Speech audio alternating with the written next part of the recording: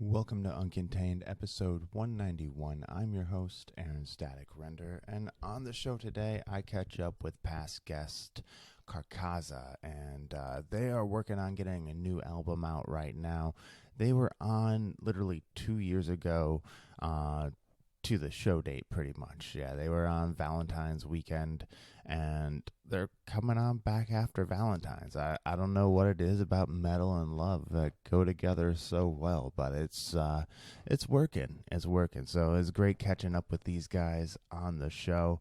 Also speaking of past guests, I have a past guest that is involved in a play in San Francisco. So if you are in the San Francisco Bay Area and want to check it out, it is called The Fob Show, Foblematic. It is playing at the Exit Theater in San Francisco. The Fob Show is the story of a Filipino immigrant's experience in America and around the world, and what it takes to be a stranger in a strange land. So if you're in the Bay Area and want to check it out, looking for something interesting to do either February 21st and 22nd or 28th and 29th, Blind Shift, the production company putting it on. And you can find out more about it on Facebook. So just Google that and you'll find out more information. And kind of along the same note, I'm looking to possibly start up something where it's like a corkboard or kind of what's happening going on, events and stuff. So if you guys would be interested in that, you can either hit me up on my Facebook or Instagram. Let me know what you're working on, and that's at Uncontained Pod at Facebook or at Instagram. Or you can hit me up on my Aaron Static Render account. Either one.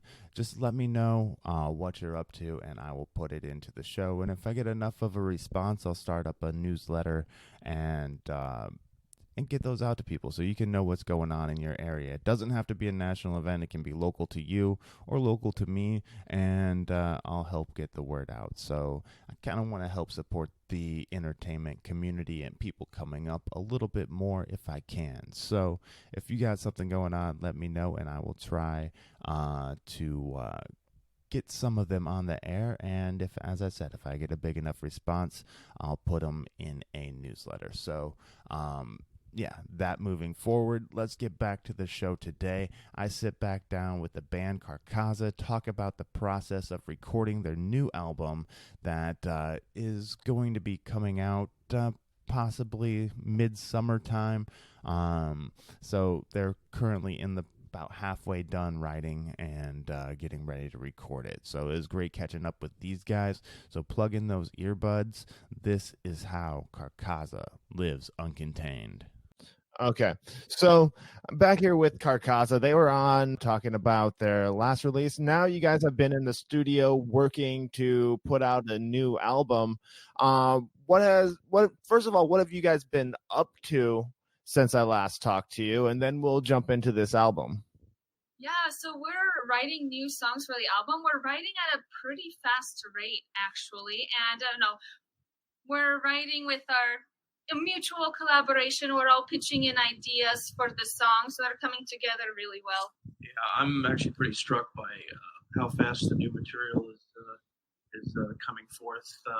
It's been, I mean, we rehearse, on average, maybe once every couple weeks or so, and we've been coming up with about maybe one or two or even three songs per rehearsal. So it's been pretty striking, and I've been pretty excited about some of the new material that's coming out. And I'm just compared to the last record, it's pretty striking. I'm getting pretty excited about it. I think we all are. Yeah, the songs, they are coming fast, and we work this way. Yeah. Even on the past album, Dark Cynic, it was like this. So we write songs fast because we have a good chemistry, and we all work together. It's not one guy doing one thing. No, we. That a lot of time when you're working on one album, you still have ideas in your mind for things to do on the next album. So when we were making our first one, we were already kind of thinking about the direction we want to take for the next one to make it something different, but also something genuinely keeping the Karkaza sound alive. Cool. So when you are writing, you mentioned you all kind of write together. Does it normally start with lyrics? Does it start with the music, the drum beat, or like what's the process like? As we know, you're all working together right now, but how's it break down? Okay, yeah, well, we typically focus first on the rhythm sections. That means rhythm, guitar, drums, and bass. We usually lyrics last because just for me as the lyric writer and singer, it's easier for me to fit the lyrics to the music than vice versa. However, sometimes we start with a song concept, like a subject matter in mind. Like, I want to write a song about this. The lyrics aren't fully fleshed out until after we write the instrumental part. So we do first focus on the rhythm, then on top of that we add the vocals and the guitar solo. Yeah, it's usually that one of us, usually Bruno, has an idea for one or two new songs, and then he hashes the rhythm guitars and or the drum parts out, and I kind of just follow that, like what they're doing, what they're kind of doing between themselves with regard to those two instrumentals and the writing process. I kind of just follow along with it. And if I have some ideas for how I can kind of contribute to or spice up the song, then I throw those in. I'm taking a bit more of a dominant role when it comes to like naming songs and stuff like that. But it's one thing to have a cool riff, but the magic really happens with how those riffs fit together and how one thing leads to another part of the song. And that's really where our chemistry really shows through. It's our ability to combine our ideas. Like I said, we work collectively, and in my case specifically, I play guitar too. So I help with guitar. We all play guitar. That's a good thing because we all can help with the melody. Oh, that's cool. So you can work on creating a song while you're not with the band as well. Like, so you might have the idea of a beat, but you'd be like, okay, I need to figure out a guitar melody to go with this, and bring that all to the table.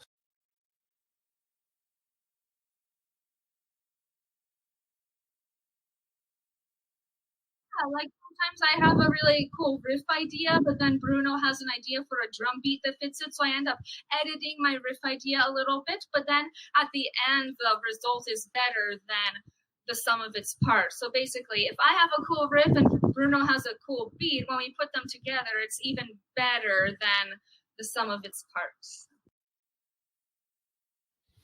Of course. It's always the parts coming together should equal something better, That's always a good goal to have. So what would you say the difference in your new album opposed to the first album that I talked to you about is? Like, what growth have you guys had as a band or first of all, our individually? growth as a band, we've just been even more and more collaborative, feeding off of each other's ideas and each other's strengths. And in addition, the style of the songs we describe as more groove oriented. We're becoming more and more, rhythmically driven, very groove oriented. We don't try to make them as complicated as possible. No, we really focus on just grooving and vibing with the beat. So. Yeah, I feel like the songwriting process has become more mature. I mean, last time we were really, I think, kind of getting our feel for not just multiple musicians working together as a band, but we were kind of sort of figuring out, well, who's who, what's what, and who's got the talent here for what.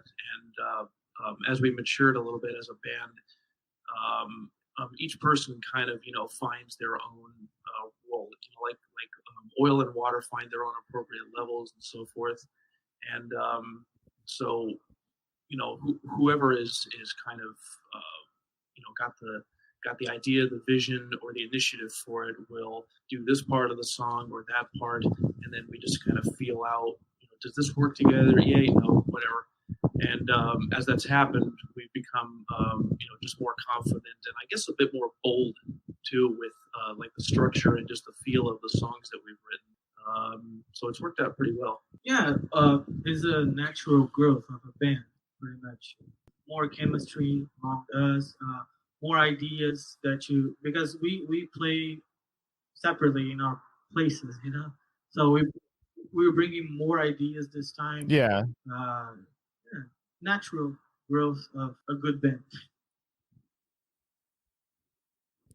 All right. Yeah. Cool. So, it's interesting. Like what influences do each of you bring to the band? Because looking at you guys, you look like you come from 3 different backgrounds. And a lot of times I think something great comes when you combine a bunch of different backgrounds together. You get something a little bit more original. So what do each of you bring to the band, like different influences or different aspects of music? I don't know if you say pariah or the outcast wherever I am, but no, I come from more of a like a death metal, blackened death metal, and technical death metal sensibilities. So, I mean, my influences, if you want to name band names, are more in the line of like Behemoth, Flesh God, Septic Flesh, Nile, stuff like that. And of course, I sort of bring a more gothic vibe to the table, and so I mean, on stage, of course, that comes out more than anything because I'm probably the only one dressed as I do, which I'm fine with. But I think it sort of rubs off on everybody else a little bit, so I kind of put things in that direction a little bit. So, yeah. I know you make me want to add some studs and spikes. Yeah, if you really want to summarize our backgrounds, musical backgrounds here, when it comes to metal, it's pretty much this: death, black, thrash, metal. You know, black. You know, when it comes to heavy metal. Okay. Is that going to be an album name? Like Black, Death, That's our thrash. background. My first bands were thrash metal bands. She's more into death metal, and he's more into black metal. So this is the kind of influence that we put up. I'm not just into thrash metal. I like other stuff that are not even related to metal that you can see on my drum parts if you catch that reference. Okay, what would be your most abstract influence then? That's an Reggae. Interesting thing to kind of bring up. Like out of metal, like reggae? You asked? Yeah. Okay, all right. Yeah, because speaking of influence and talking how like the 3 of your different backgrounds go together, I'm always interested to look at like musicians and see where their influences are and then like who their influences are, because it kind of helps shape like where that came from. You know, it kind of helps like, oh, okay, I understand how, say, I don't know, for some reason the band popping into my head is System of a Down right now, but kind of understand how they got their, sound by going back and looking at their influences. But, it's just, it's always interesting as far as to find out to me. I guess abstract influences that are perhaps not even so much music related. I'm very much influenced and inspired, whatever have you, by transhumanist philosophy and the idea of sort of the how would I put it, humans becoming enhanced, upgraded, becoming machines over the course of the future, superseding and conquering immortality and becoming gods. So I'm very much into that concept, and that's kind of the philosophy that I like to, sort of translate into musical and the visual aesthetic side of things. How does that show up in the music? Like, how does the whole, like, I guess, cyborgian as far future as this show up in your particular music? outfit goes, it's maybe subtly expressed in the lyrics, because, like I said, I do have a little bit more of a role in the song naming and helping write the lyrics. Besides that, just the the outfits that I decide to put together on the stage, and just how I make myself look overall. Okay, all right. So it's all right for this band. It's more of a like how he mentioned that he's then. really good at coming up with titles. So sometimes when we're just working out the rhythm section of a song, we don't even have a subject matter in mind yet. He'll just throw out a cool title, and from there I'll think about how to write lyrics around that. Of course, he sometimes contributes with lyric ideas as well. And for me, as far as influences that are not related to metal, so like Bruno mentioned, I like a lot of melodic death metal, a lot of thrash metal, a lot of very rhythm-oriented stuff too.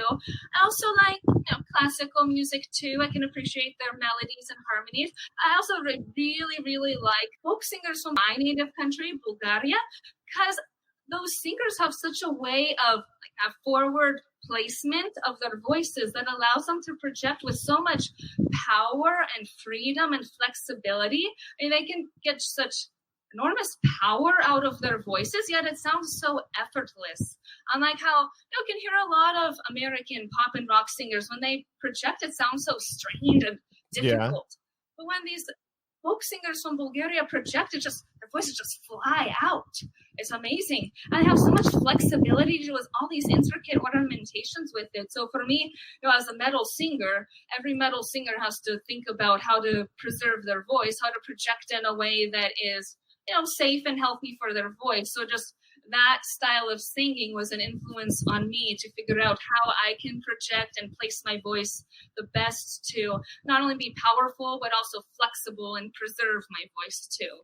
Very cool. Very cool. So, all right. So we kind of got your influences. I love that not all of them are what you would necessarily expect just listening to this. But now, at what stage are you currently in recording the album? So we haven't started recording in the studio. We're creating and perfecting the songs in the studio. So we're working on the content. Yeah. Right now, we are kind of halfway. We're still writing the song. We're not into the recording studio. This is our studio, but we rehearse here and write the songs here, but this is not actually the recording studio. So we are kind of halfway. We have like 5 or 6 songs now. The album is going to have like 10 songs. So we are actually exactly halfway right now. So that's why it's going to take until April or May, and then maybe until June. Okay, and have you guys established kind of a theme or noticed a theme in the songs that you have come up with yet? Like, is there a storyline that goes through it? Is it going to be like a concept album, or is each song standing individually on its own? Yeah, so it's not quite a concept album. They're not all going to be about the same thing. We actually want to have a variety of different subject matter in the songs, also a variety of different feels. So we're having some songs that are more slow and groove oriented, kind of like Pantera-esque, whereas others are rashy. But as we said earlier, this time around we are focusing more on the grooving aspect of them. Maybe they're a little bit, tiny bit shorter, a little bit less technically driven and more feel driven this time. Okay, understand that. I mean, without going into too many specifics, I would just say it's sort of like the first album version 2.0, just everything kind of made a bit more bold, a bit more adventurous. At least that's how I'm feeling. When I listen to the first album, of course, you listen to your first thing and you're your own worst critic, and you think this sounds good, but then you sort of find yourself going, like maybe I wish I would have fixed this, or we could have done this or that better. You always feel this way about your early work. So given that, I feel like what's coming out now is I'm already excited to perform at least a couple, just a few of the songs that I can just hear in my head. So the groove is better. I think just the songwriting, the sense of technicality that's in there is maybe a little bit higher than or a little bit stronger than on the first album. So I'm just feeling a lot more pumped to record and perform this this time around. Yeah, the album doesn't have a concept. We have our style when it comes to lyrics, and when it comes to the songs themselves, that you can tell is us. They have some sort of style that we don't get too far from it. But yeah, it's not a concept album. It's just a Karkaza album. Yeah, when it comes to the songs themselves, one thing I can say is that they're definitely more straight to the point. Stories about creating the album, or any challenges that you guys have come across so far that you want to share?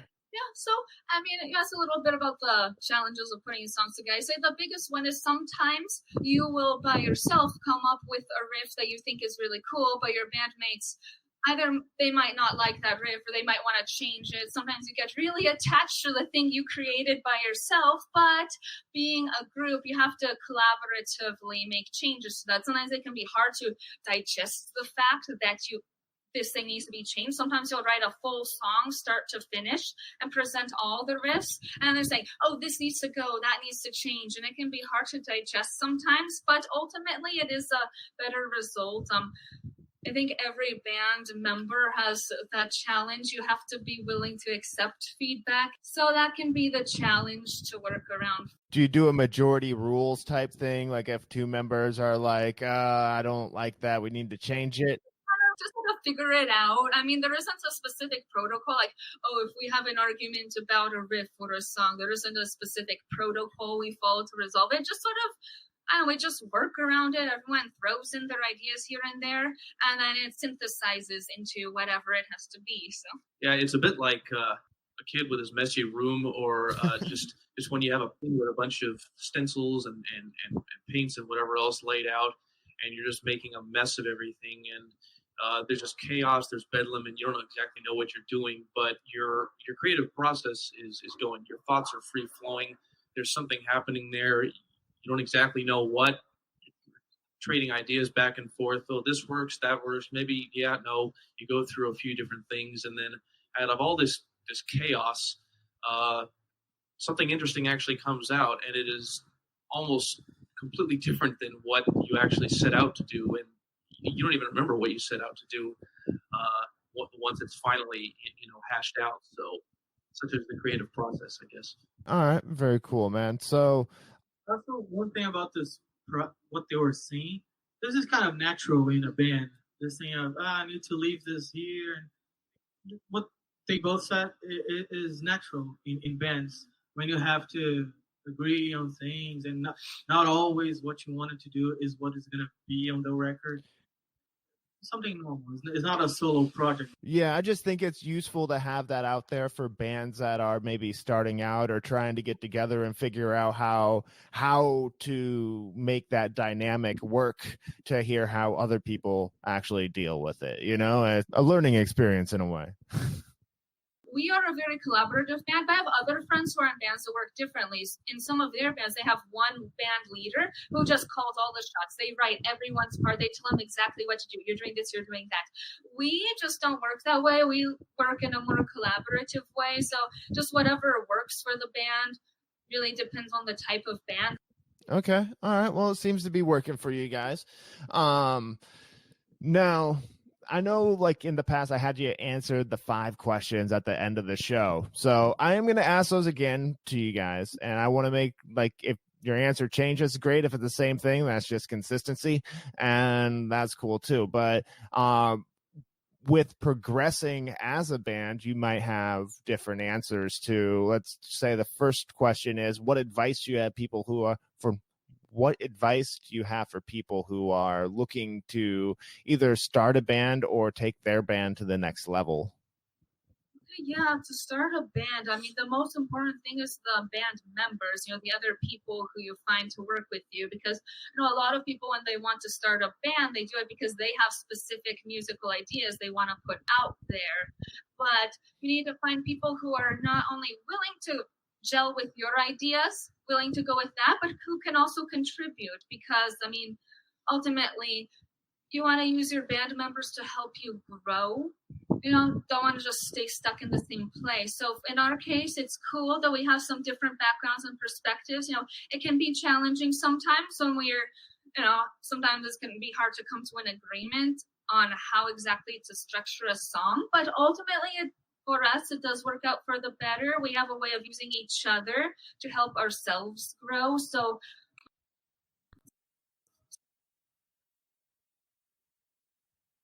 band to get their ideas out into the world was to try to find people who help you grow, who can give you some other perspectives, some other ideas that you wouldn't have thought of yourself, but at the same time kind of fit with your personality and just create a good chemistry like that. Okay.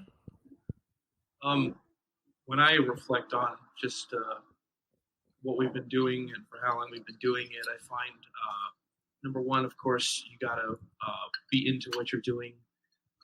You got to have chemistry together, and there's got to be, of course, commitment. I mean, there are a lot of bands that come and go for various reasons. They have hardships going on, whatever they've got going on in life. But you want to just continually evaluate what you're doing and just look deep within your heart and just be able to say that you're into it, you're really getting something out of it, it's satisfying, it's fulfilling. And also as a musician, just individually, you want to make sure that you're constantly honing your craft, you're practicing, you're always inspired in some way, and you're always driving yourself, whether it's just with us rehearsing together, practicing together, because this is basically our practice time. Our rehearsal is our practice time, and so if there are any, how would I say, if there are any loose ends or uncertainties or areas in the song, well, I'm not sure about this part or whatever, we tighten that up. Like I make sure we tighten that up because we don't want to go out there and just have some fluid, ambiguous idea of this or that part. Like we want to really iron that out and solidify that before before we commit to that being the end result. So you really want to have your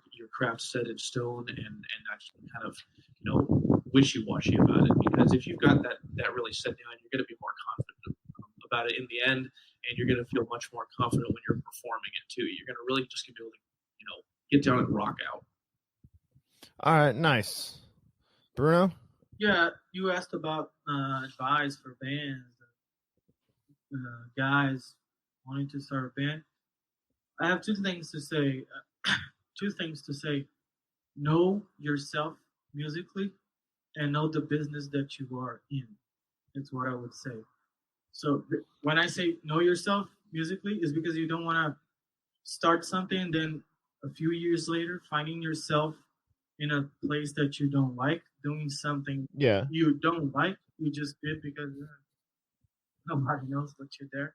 No, know yourself musically and know the business that you are in. Makes a lot of a difference when you understand that this is a business like any other. The other business, it's not art. This one has art, but it's still a business like any other. So that's valuable to know. That's valuable to know as well. So I'll just go ahead and kick off the next question with you, Bruno. What are you doing to promote yourself, like as a band? Like what is Karkaza doing, or what are you individually doing to promote Karkaza? We take good care of our social media today, as you might figure is really important. Take good care of that, and taking a even better and extremely good care of your networking, people that you met in someone, a fair, in a show, getting back to these people, answering their emails, and from this guy, this leads to another guy and another guy that takes care of a festival, that takes care of an event. Yeah, like you said, we are very active on social media. We do participate in conventions. When we play on other shows, we don't just play our set and leave. We do take the time to actually, get to know the other bands, and we become fans of a lot of the bands that we play shows with. Sometimes we become really big fans of them, which is great. And that helps us in particular is kind of unique to us. We also have a very successful music lesson business. So a lot of our students are some of our biggest fans. So it's really cool because they're fans who we actually get to see in person every week. And, both as a musician and music teacher, it's really, really cool to see how we're inspiring them, directly. We get to see them in their lessons, how it helps brighten their day, Yeah. One thing that helps this band too is that we have a business inside the business. We have something else related to music that is a school of music that kind of helps the band, and the band helps the school. One thing to the other, one thing helps the other. So that's another extra point that we have in this band. So are you guys able to make a living with music alone then? Are you able to make a living giving lessons and performing? lesson business and the band business. Yeah, I mean, for me, being a music teacher actually helped me a lot to remind myself why I'm even playing in a band in the first place. Music helps me be more of a musician on stage myself, and vice versa. Being a musician on stage also helps me, teach my students with more passion because I can show them what they're working for. What they said. I'm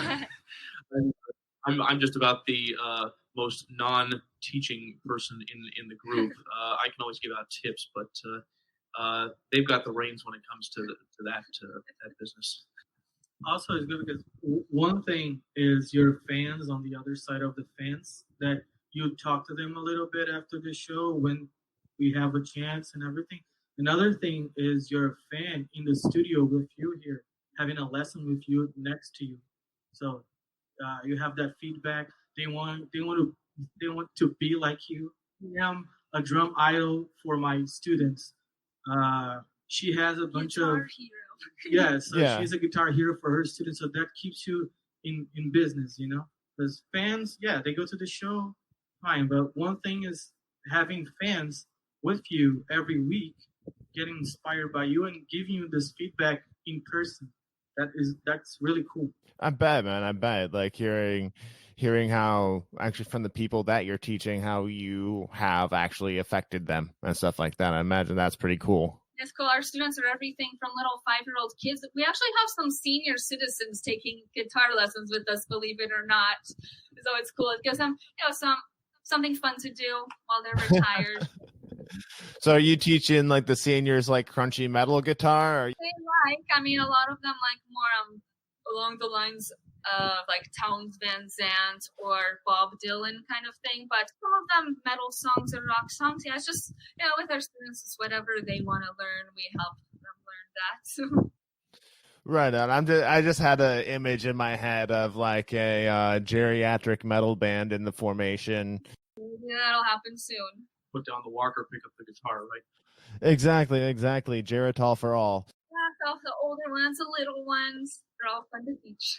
Very cool. So since I last talked to you, I've actually added a little section to this thing. I normally just ask for a highlight or two, but I'm going for a low light, a hardship, and then followed up by a highlight. So kind of showing like the low and the high. For the hardship, like what was something that gave you guys trouble, or something that you had to overcome to get to where you are, and how did you make that low light a positive if possible? That's a good question, actually. Very good question. So let's see, going in chronological order. When we first started as a band, one of the challenges was reconciling our different backgrounds, personalities, and tastes in music. It was kind of difficult. Sometimes we're like, oh, is this really going to work out? But, of course, we make it work. A lot of it is just trying to be humble sometimes, because sometimes, like I said before, you'll come in with a full song written out that means a lot to you, and then when someone wants to change a lot of your song, you will take it personally because you're like,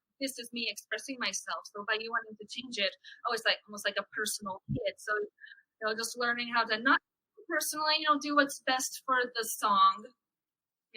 Treat the song like your pet or your baby in that sense. Do what's best for the song and not take it personally.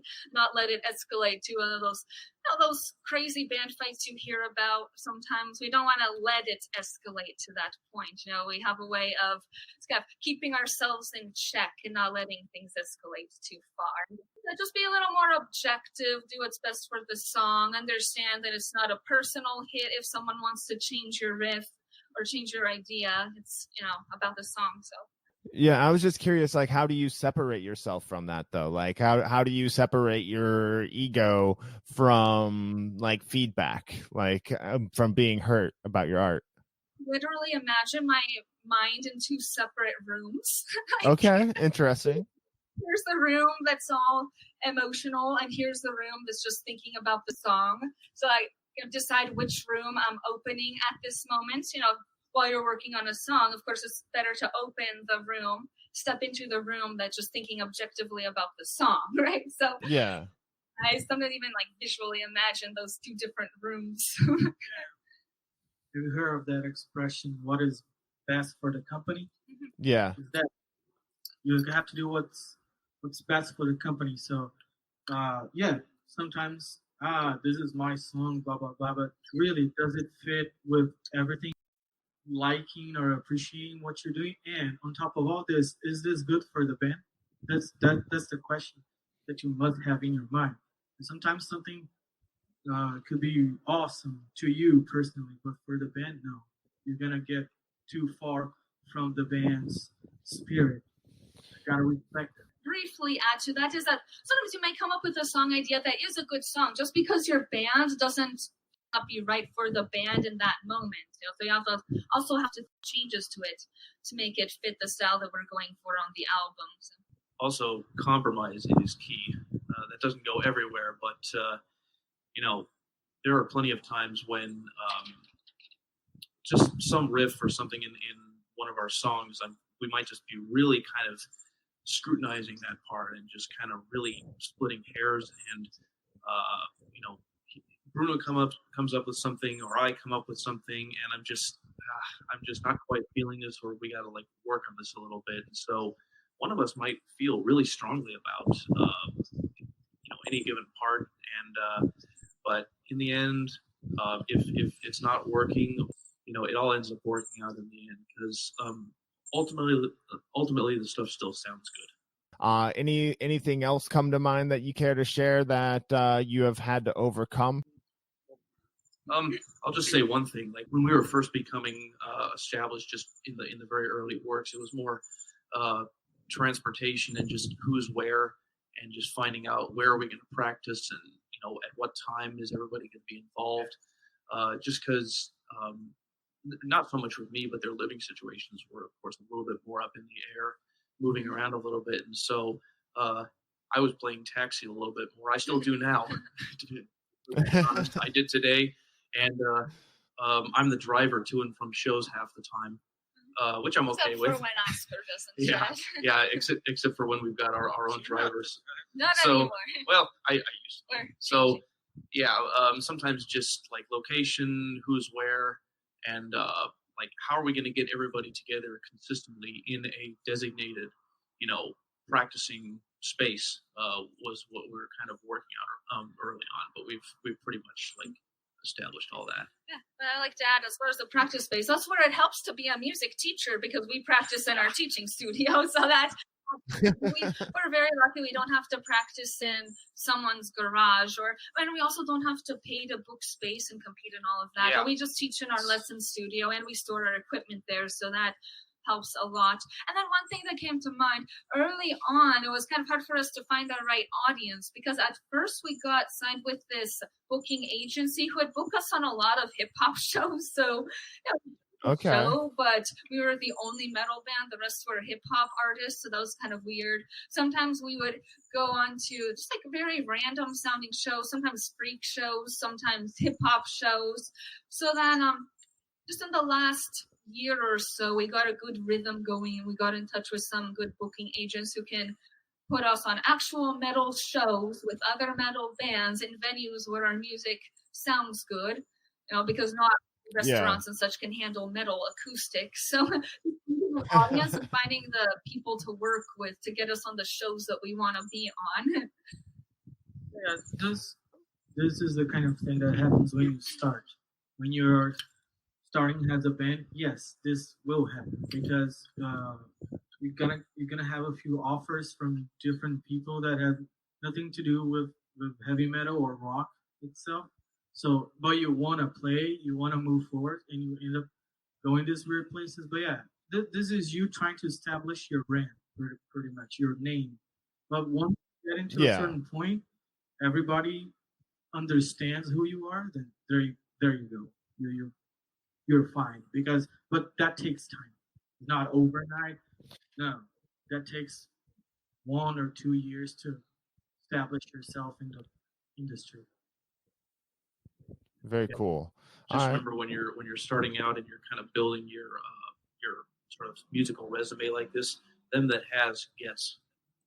Yeah, I think sometimes when you're starting, it is better just to play the show, even if it's not the ideal place, just to be able to play the show. Because if you are starting out, you can't really be choose like, oh, I want to play in the Whiskey A Go Go and the House of Blues and the Viper Room. No, have to play these random shows with hip hop artists, things that don't really fit, but it's better just to play the show than it is to not play the show. Definitely.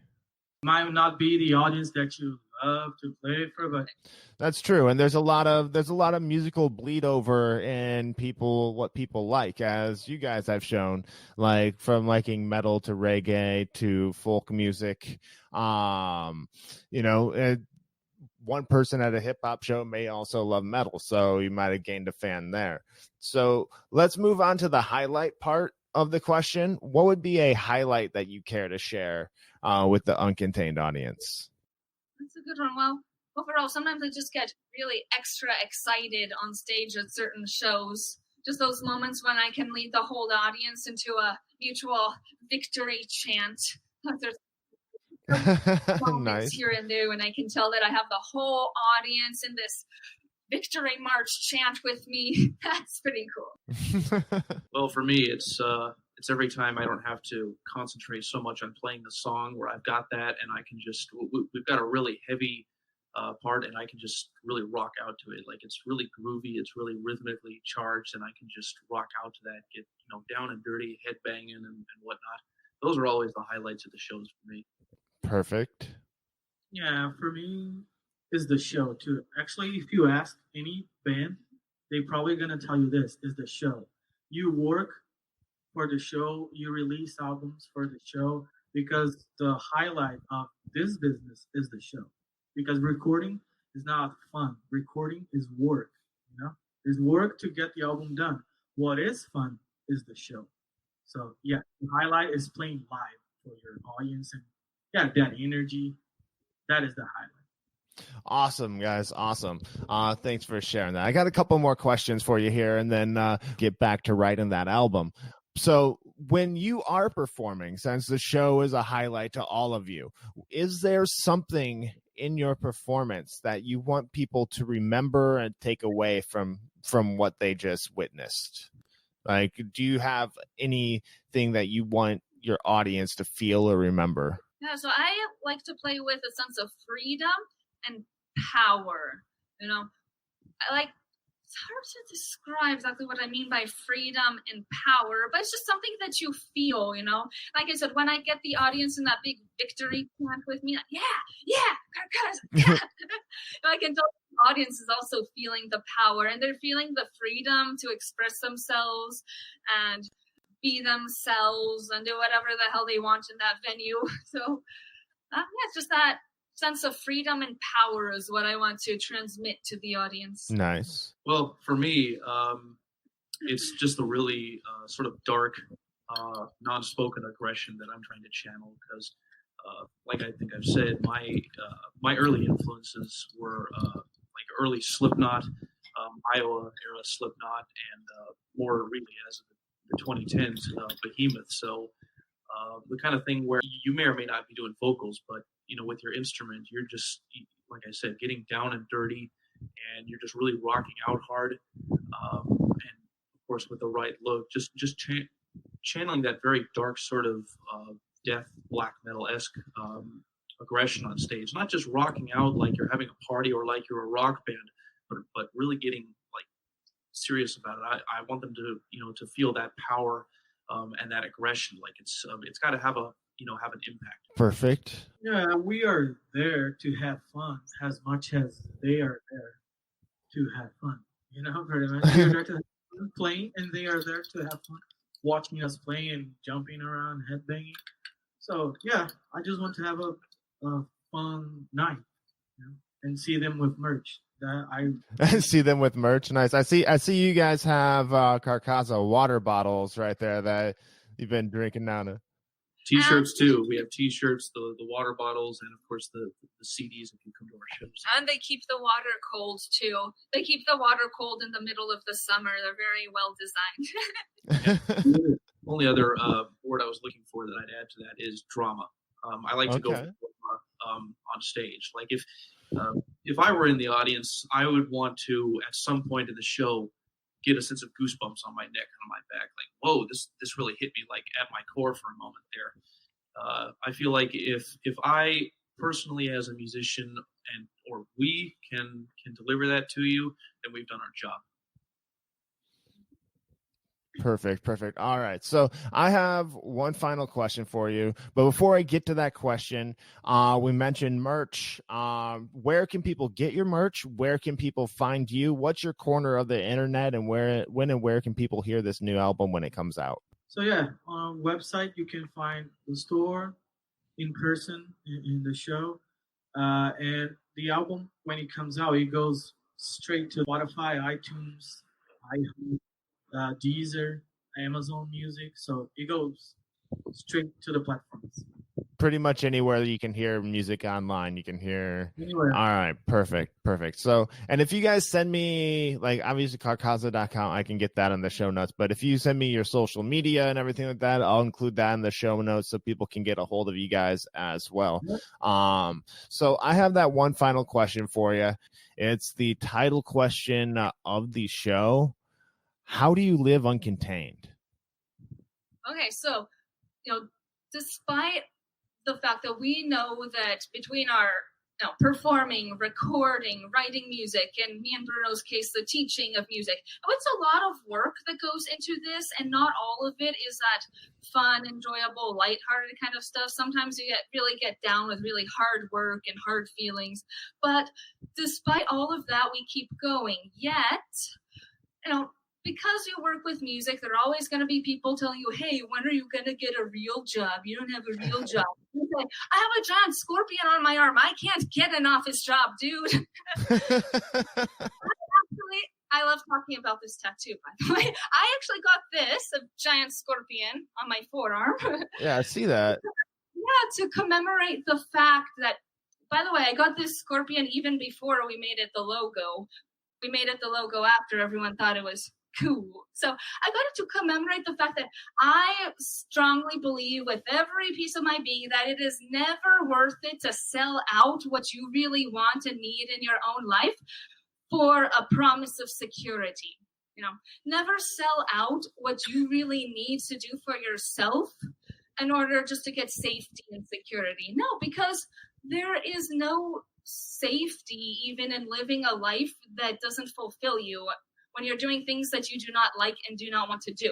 That is why I got a big scorpion on my arm to symbolize of that fact, and the fact that I'm a Scorpio, but it's to symbolize the fact that I never, ever, ever think it's worth it to sell out what you really believe is the right thing for you to do. And in our case, we prove that if you keep working towards what you want, it will work out for you. It doesn't happen right away. It doesn't happen overnight.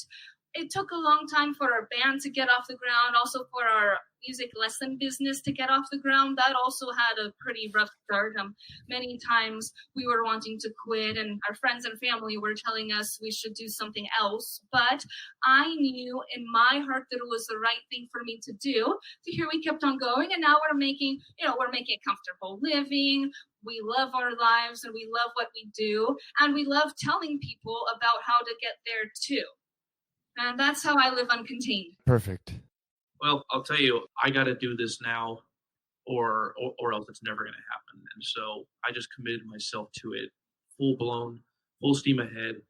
And I decided, well, guitar, bass, whatever, I'm just going to do this if it kills me. I don't care. And now, granted, I do have a lot of family support, but they also, family expectations are, what are you going to do? You're going to be set up for a career. You're going to be set up for something respectable where your hair is cut short, or where you don't have all those kinds of tattoos. And I just see all those as societal and cultural impositions on my being and the kind of person that, or the kind of figure that I idealize myself to be. So what do? I just decide to just, throw it right back in the face of those forces that tell me that, this is going to hurt your job prospects. Fine, then I'll just go 10 times harder with that. If it's tattoos or any other kind of bodily modification, then fine, I'll just keep doing that, 10 times harder. and I'll just let my personality and my work ethic and my drive speak for itself. So, as far as the actual music goes, just about every uh, spare change and a bit of spending money that I have musical equipment, and either for this band or my own personal stuff that I'm putting together. So I've probably spent more in the last few years on musical equipment than ever in my life. But I wouldn't have it any other way. And so yeah, I'm sacrificing a good bit, but this is I almost put more of a philosophical, almost metaphysical significance on it beyond just being a rock Really? up there on stage. Yeah, I kind of give it sort of a quasi-religious idealization, if you will, and that's what really keeps me doing this. And I told myself, I don't care if I'm like 40 or 45. I'm gonna have to fulfill this vision. Like I have to. There you go, man. There you go. Appreciate you sticking with it and putting in the work, man. It's tough. It's tough to do. I know, but sometimes you just got to push through. Yeah, in my case, I've always worked with management of all sorts, business consultancy. That's my major. So I've always worked with management, but music was always been my favorite. I was just working with the wrong people back then. Now with this band, I'm glad that I'm working with the right people and with the thing that I like the most, music. But management has always been something I've been doing. But now I'm in the management of something that I really appreciate, that is music. Before I try to do that, but I was not working with. Yeah. They're being able to give this good, cool interviews for guys like you. Thank you. I appreciate that. So, and playing this great shows. So I'm glad that finally what I've been looking forward someday, music, business, band, is now working. Because the other things I was doing before the band, yeah, they were working fine, but it was not in my heart. It was just I hear that. Here is what I really love doing. So are you kind of the business mind behind the band too then, or do you take care of most of the business aspect? Yeah. Okay. All right. Cool. It's always good to have those guys around. All right, guys. I appreciate you taking time to talk to me today and spread the word about your upcoming album and also drop some knowledge on my listeners as well. I have one final thing for you guys to do, and that is sign off the show. Will you guys do me the honor of signing off the show today? Bruno, drums. Lilia, guitar and voice. Check out Karkaza's new album, Dark Sun Eclipse, when it comes out this summer. I'm Brian, aka Black Jackal. We are Karkaza. And we live uncontained.